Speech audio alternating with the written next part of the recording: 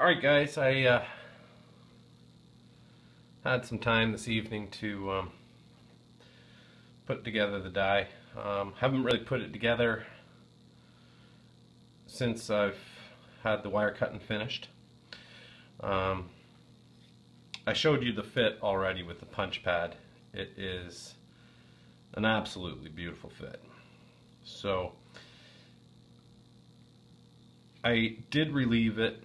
I'm not sure if you can see the different color in the steel, but from where the cutting edge punch is here to this is kind of the drive. It's all been undersized by 2 thou around the entire diameter, radiuses, width. So it's 2 thou smaller there. So as it goes through, it becomes loose on the other side. And that's critical to make it easier to drive it through the material after the cut has taken place. So this is the punch pad. Here you have the die section. So it's a precision fit in the punch pad, and this cutting, that aperture to that aperture is 100% lined up, but this one is 5 thou aside, clear. So this punch is 5 thou clear, and that's critical. Generally in most cutting dies, it's 10% of the material thickness is your cutting clearance. So what that will do is when the punch gets driven through the material, it does a 30 to 40% cut at 10%. And the rest of it is tear. So the material rips out the rest of the way. So I wanted, when you have tear throws a burr, a small burr, and the burr is 5 to 10% of the material thickness. So it could be 5 thou, 10 thou. So the tighter the cutting clearance, the less of a burr you have. And the tighter the cutting clearance, the more cutting the punch is actually doing, and the longevity of the cutting edge is decreased. So realistically, the tighter the clearance, the more sharpening you have to do. So it goes two ways. There's pluses and minuses for it, but I wanted, I don't mind sharpening this every 100 hits if it happens. I just wanted a very, very little burr, and that was more important to me. So anyway, we'll start assembling the die here. So the two guide rails go on like this, and they're dowel fit, and it's pretty, they're not overly tight.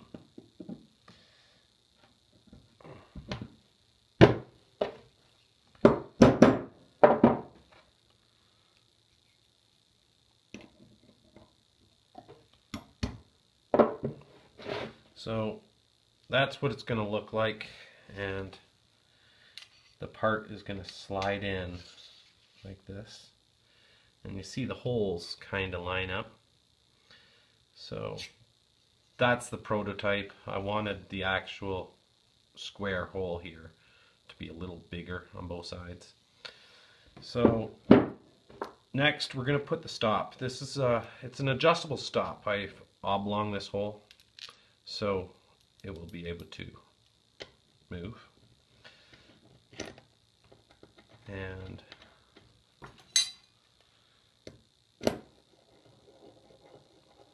I'm going to tighten this down now because, well, actually I'll leave it loose for now. show you. So the adjustable stop allows for the part to be like I'm just moving it ever so slightly. So if I need it more material on this end or less material, that is achievable. But the pattern is locked in relationship to each other. So just with some neodymium magnets, this is going to be my lineup. I'm going to lock this screw down.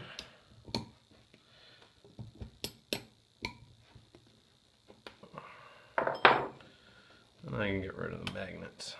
Now I'll put the punch pad on the top. And this is when you get 4 dowels together, it becomes a really nice fit. There's a little hairline there. I'll pull it together with the screws. So now there's 6 screws.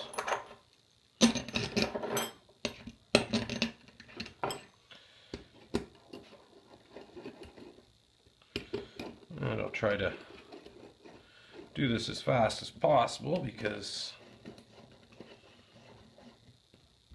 it's a little bit boring. But I figure might as well put it together and give her a try out for the first time in real time and let you guys see how it works. Whether or not I need to go back to the drawing board or not, but the only thing I am kind of a little worried about is the small punch has a possibility of bending or breaking. The big punch, well, when you hammer on it, has a possibility of smashing or exploding because it's hardened tool steel. So that's it, it's finished. And this is how I gotta knock these dowels back a little bit. So it's nice and flat. So this punch is just gonna slide through.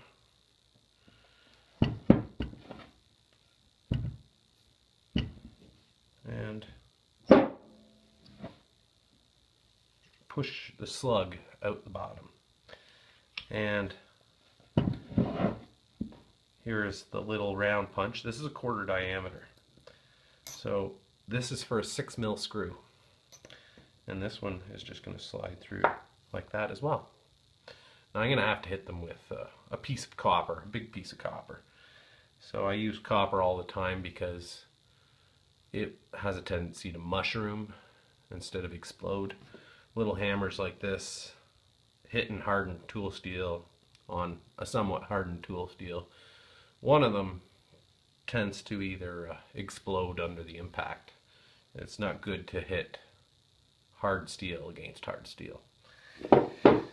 So anyway, that's the little die. Now, the type of force that I need, and I discussed this earlier on in the thread, the type of force I need to cut through 100 thou of material is almost 10,000 pounds or 5 tons.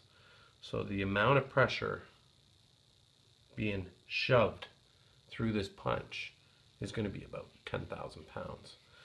This one here, maybe 700 to 800 pounds. Won't take much to send this one through. But 700 to 800 pound blow on the end of that punch has a possibility of bending it and smashing it or breaking it. So I'm a little worried about this one. Anyway, we'll take this to the area where I'm gonna try it. So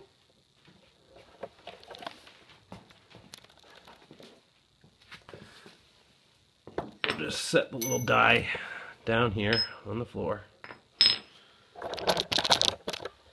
And what I'm going to be doing is I'm going to be using this. It's about 1.25 inch diameter piece of copper and maybe about 10 inches long. That should be able to do what I'm trying to achieve. So next, I need to set this bandsaw up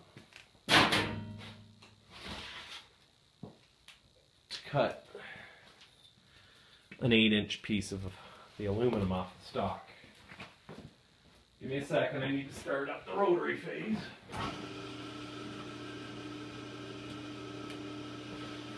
So with the rotary phase started, I can give this little saw a little bit of power.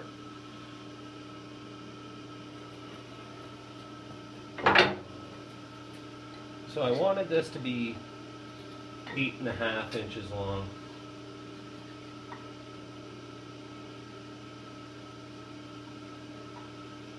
And it doesn't have to be precise. Good within a 30-second is all I'm looking for. So we'll start it up.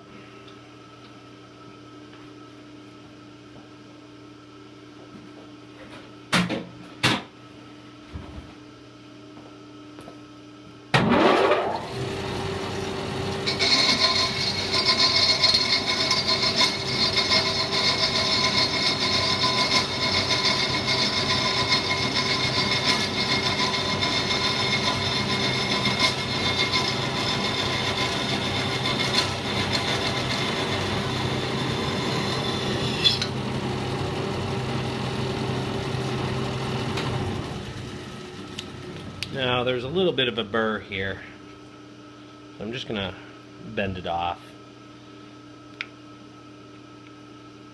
A little burr on the other side. It's not going to affect it too much.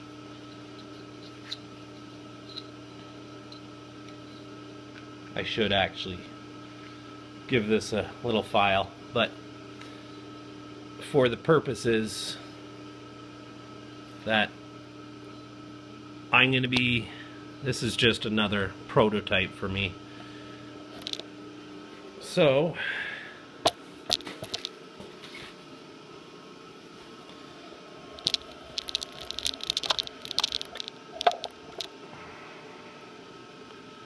I'm all set up there with the little die on the floor.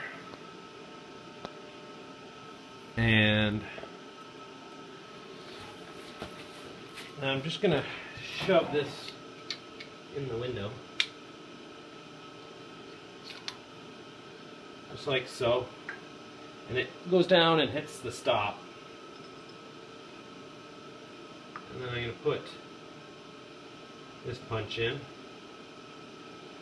and apply roughly 10,000 pounds worth of force. 3 hits, and out the bottom, there's the slug. And remember I said about the clearance? The punch is stuck in the aluminum right now. And once it gets to the clearance on the punch, it'll slide in. So that's one hole punched. Now, the punch that I'm a little bit scared about. It wasn't that bad.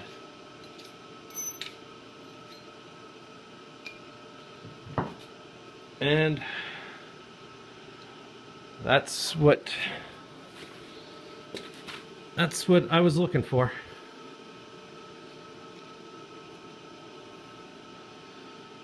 Now, off to do the other end. Thanks for watching, guys.